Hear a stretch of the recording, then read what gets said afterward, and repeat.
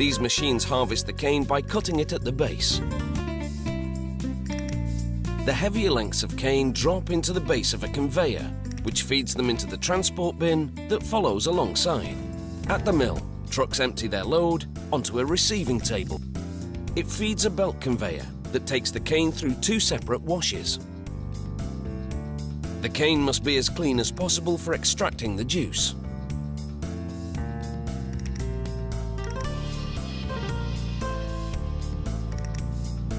But first, the cane's hard structure is broken down inside this crusher, where rotating hammers break the cane into small pieces.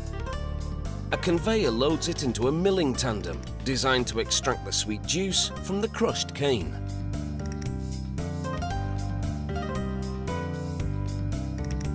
In this milling tandem, the cane passes through a series of 5 or more consecutive mills. Large cylinders compress the cane fibre.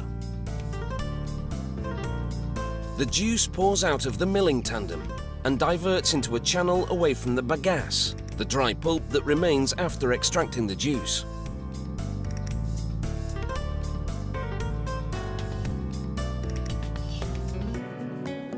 A worker supervises the operation at each of the mills. A vat collects the juice that flows from the top and bottom of the mills. Now that the juice is extracted from the sugar cane, it's time to process it. However, before it's turned into sugar crystals, a sample goes through a series of tests at the sugar mill's laboratory. They add a thickener that binds to impurities in the juice and then filter it to make it clear and clean. Then it's poured into a polarimeter, a machine that measures the concentration of sugar. The juice from the mills now falls through this 10-metre-high tower as sulfur dioxide vapours rise through it. This process, known as sulfitation, bleaches the juice. Then it flows through a device that measures its pH level. While at a separate vat, workers add powdered lime to water, preparing a solution to which they will then add the juice.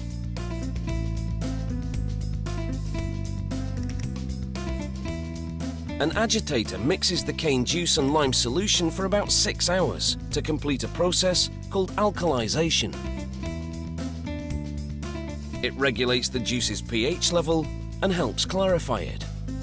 In reaction to the lime, the juice's colour changes from brown to yellow.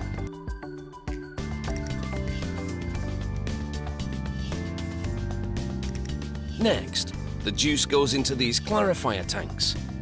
It takes over 2 hours for the juice to settle and for the impurities to fall to the bottom of the tank. A sample taken from the tank shows how the sludge collects at the bottom, while the clarified juice collects at the top.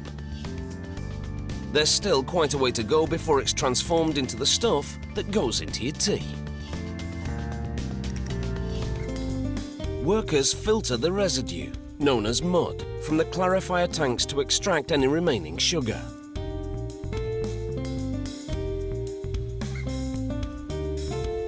There's no waste here. The mud will fertilize the cane fields and the bagasse left over will be burned as fuel. The clarified juice collected from the clarifier tanks now boils in a series of evaporators. This brings the concentration of the sugar in the juice up from 15% to 60%. Then the juice collects in 15-ton tanks to clarify even more. Any sediment left in the juice floats to the top. A rotating paddle skims this residue off to the sides of the tank. These tanks produce a type of syrup that goes on for still more processing. Workers now pour sucrose crystals suspended in alcohol into the syrup. This milky solution binds to the sugar present in the syrup and helps draw it out. Next, it all boils in large vacuum pans, forming sugar crystals. As the water in the syrup boils away, workers regularly check to see how the sugar is crystallizing. The goal? To produce a thick crystallized paste known as masquite.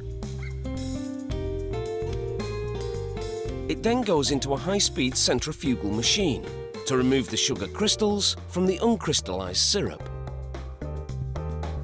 Inside, the sugar spins at 1,200 revolutions per minute. This action draws the molasses to the outer shell of the machine, while the crystals remain in the inner basket.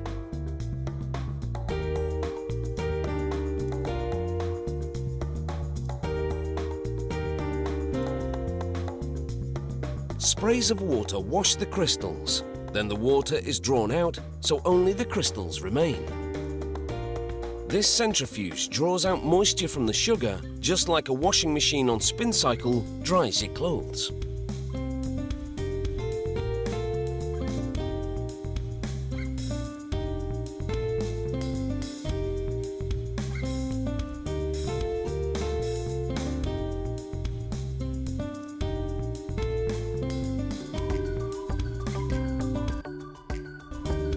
Next, a conveyor belt carries the sugar crystals out of the centrifuge. This mill produces raw sugar, which has more molasses and is unbleached, and plantation white sugar, which has less molasses and is bleached a brilliant white.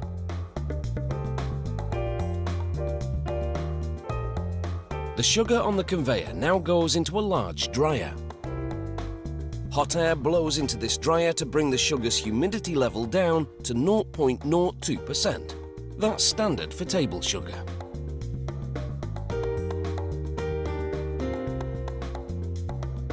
The dried sugar pours out from the dryer into a bag on a scale. It's full when it weighs in at 1,000 kilos.